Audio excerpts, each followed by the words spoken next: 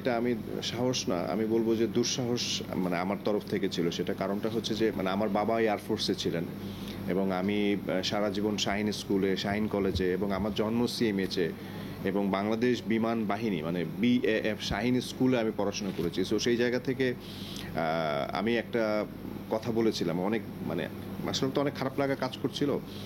সেই জায়গা থেকে আমি বলেছিলাম যে শুধুমাত্র এই যে আমাদের যে বাচ্চারা যে মারা গেলেন, এই বাচ্চারা তো আসলে রাষ্ট্রের কেউ না মনে হয়, কারণ তাকে রাষ্ট্রীয়ভাবে কোনো সম্মাননা দিয়ে তাকে বিদায় জানানো হয়নি, অথচ পাইলটকে রাষ্ট্রীয়ভাবে বিদায় জানানো হয়েছে। সো আমি তাদের বাচ্চাদের জায়গা থেকেও মনে হচ্ছিল যে তারা আসলে রাষ্ট্রের ছোট ছোট বাচ্চারা রাষ্ট্রের অনেক বড় একটা মানে অনেক বড় একটা অংশ। সো তাদেরকেও আসলে রাষ্ট্রীয়ভাবে এটা করা উচিত ছিল, যেহেতু এলএমই সার্টিফাইড বিশ্ব সেরা কপারে তৈরি ওয়ালটন কেবলস, যা আপনার স্থাপনাকে রাখবে সব সময় নিরাপদ।